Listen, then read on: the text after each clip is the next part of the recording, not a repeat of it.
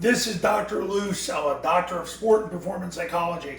Zone Dive Troubleshooting Solutions to the 7 Common Challenges. We're going to do a deep dive here, pun intended, of 7 common challenges with the zone dive. Now, I know what Air Force believes is the #1 common challenge. As a sport and performance psychologist, I'm going to give you what I believe is the most common challenge, and both are warranted. Okay, when you run the zone dive, of course, we're going to do it to the right. If you haven't figured out by now after watching 3,700 videos, I'm very right-brained. So we're going to go zone dive to the right.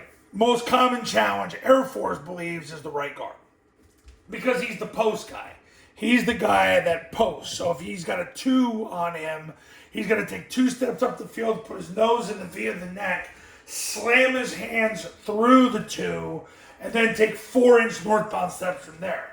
Now, their offensive line coach, Coach Lobo, he wants that there's a little more forward lean in the guard. He does not want the head and chest in the block, but he wants the movement to occur to a point where the guard, by about the 5th second, is about ready to fall flat on his gut.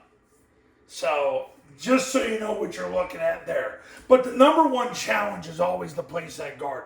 If there's a 2-eye, he's got to zone step to the 2-eye and make a 2-eye a 2 technique. Same thing if there's a 3. He's got the biggest challenge because he's the post player. Because then the tackle comes down and gets his left knee through the crotch of the player that the guard posts. Left knee through the crotch, left hand to the stomach, 4-inch northbound steps. The center's challenge is that he's got to open flat and get to the guard and then get his right knee in the crotch, right hand to the stomach, 4-inch northbound steps on whoever the guard is posting. And here's the thing. If the guard takes up too much surface area, the tackle's got to block the blocker. The center's then got to get behind the guard and block the blocker so you can get movement on that player. And so everybody can stay square for the B-back so nobody gets their tail in the hole. That's vitally important. But the #1 challenge is the guard's got to post. So that makes it #1. So the challenge for the tackle is he's got to be able to identify if he can get into the block. And if he can, he's got to block the blocker. The center's challenge is he's got to successfully step the ball and he's got to open and run to the guard and then engage with the defender. And if he can't, then he's got to identify that and he just simply blocks the blocker. Now, the next challenges for the tackle and the center are, if there's a threat in their gap, they've got to down block the threat in their gap, which means they're going to get their near knee in the crotch, near forearm to the stomach, and 4-inch northbound steps from there. So they've got those challenges. This is why you got to practice against gap 8 fronts, 7 diamond fronts, go against goal line fronts. But guys, anybody can run zone dive versus a 4-3. I mean, come on. That's easy stuff. That's Bush League.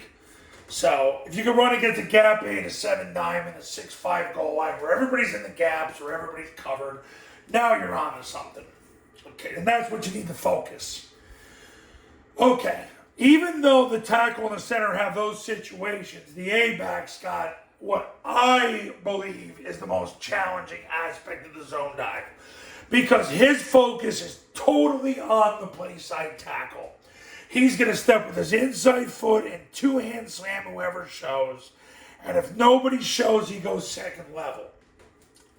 What happens with a lot of high school A-backs is they want to kick out the guy over the tackle. And that's not true, because if he's playing the quarterback, you don't have to block him because the B-back's going to have the ball. And then he'll go to the quarterback and you don't have to waste the guy blocking him. Army figured that out 7 years ago with the Todd Spencer, Jeff Monk, and Brent Davis crew. All figured that out. So the A-back's wedging with the tackle. It's almost like the A-back's trying to jump on the back of the tackle and 2-hand slam whatever defender shows. And if no defender shows, then the A-back will go to the second level and 2-hand slam whoever shows. He's basically blocking whoever takes the dive, whether it's the guy over the tackle or the mic, because one of them's taking the dive. A lot of times these high school Harriers will have both of them take the dive. That's why you come back and run mid-triple, and then nobody has the quarterback or the pitch. Okay. So we've covered 4 of the 7 challenges. The 5th challenge is the backside guard, and I'm going to tell you this right now. High school coaches make this a challenge because they're so externally focused on the defense. Look, the guard aligns with his hand at the heels of the center, and at the snap of the ball, he's stealing second base, and the second base bag is the center spine. He's running behind the center and then turning up and blocking the center spine. The goal is to not concern himself with the defense, but to concern himself with running as fast as he can, getting behind the center, then blocking the center spine, because that's what cancels the backside A gap. Just keep it that simple. Stop worrying about the defense. I get this. The number one question I've had as a sports psychologist and teaching this over the last decade and a half is, well, if there's a zero technique, how does the backside guard scoop the zero technique? He doesn't scoop the zero technique. He blocks the spine of the center, which in turn cancels the backside A gap. So if the zero technique actually didn't run with the center and a lag technique, then he's canceled anyway. Stop making scoop blocking an external conflict. I've done qualitative and quantitative analysis on scoop blocking. I've interviewed former Paul Johnson players, former Jeff Monken players, former everybody. They all say the same thing. We block from our crotch to their crotch. In this sick world in which we live, now use the word spine. Protect yourself so you don't wreck yourself. Okay, so we've covered 5 of the 7 challenges, just given solutions. Backfield is 6 and 7. Quarterback's got to take the snap, jump play side, point the ball. The B-back's landmark is so gosh darn important. Because if you let this kid just cut back inside, you create problems that aren't there. The B-back's going to sprint through the ball, sprint through the play side hip of the tackle, sprint through the end zone. When he does that, he cancels the wheel because the wheel's got nowhere to go. If you got a B-back that's trying to bend back, he's going to turn it back to the wheel is unblocked, and the wheel makes the tackle. Then I get the call, Dr. Sella, the wheel's making the tackle. Why is that happening? I didn't think that was supposed to happen. Because the B-back's landmark is wrong. Through the ball, through the play side hip of the tackle, through the end zone. Remember, the tackle's not going to be there. Tackle's going to be there. So he's pressing it through. You can't say play side hip of the guard, because if you do that, what ends up happening is he's going to be so tight and he's going to bend it back. Through the ball, through the play side hip of the tackle, through the end zone. Now, it could bend outside the A-back depending on what the A-back does. That's what makes it more of a zone dive. But he should not be bending the ball back. There are times, and I will say this from experience, if you get a 4-eye and the tackle down blocks the 4-eye and the tackle gets driven to a two-way go, that the B-back will have to hit it up inside. I've seen that happen. You get what you get at that point. That's a variable. However, through the ball, through the play side hip of the tackle, through the end zone, quarterback, then as soon as the B clears, he's got to accelerate through the D gap to pull the perimeter so you don't get overhangs and corners folding back in on the B back.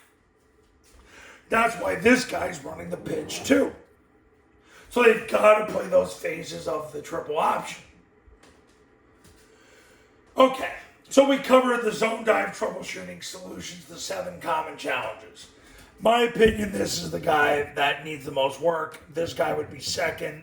I'd say this is 3, this is 4, this is 5, but it shouldn't have to be. This is 6, this is 7. So there you go. Get it ready to go. Coaches, if you're looking to make the midseason switch to the triple option offense, call me now, because I'll have you installing this with your kids by tomorrow. Triple Option Football Academy is $9.97. You get it for 2 years. Go to tripleoptionfootball.com. to learn more, and go to tripleoptionfootball.com/testimonials, where you can read all of the success stories that have come from the camps and the academy. It's $9.97. You get it for 2 years. You're going to get the online classroom. I do a webinar with you and your staff, and I'm on call 366 days a year for the next 2 years. Guarantee I'll have clients call me today. That's how it works. So I'm with you every step of the way. If you call me today, you'll be installing the offense by tomorrow. You're going to learn it in a couple hours. I'm going to have you ready to install this in a couple hours. But it all starts with you taking the initiative. You know what you got to do. 570-332-0265.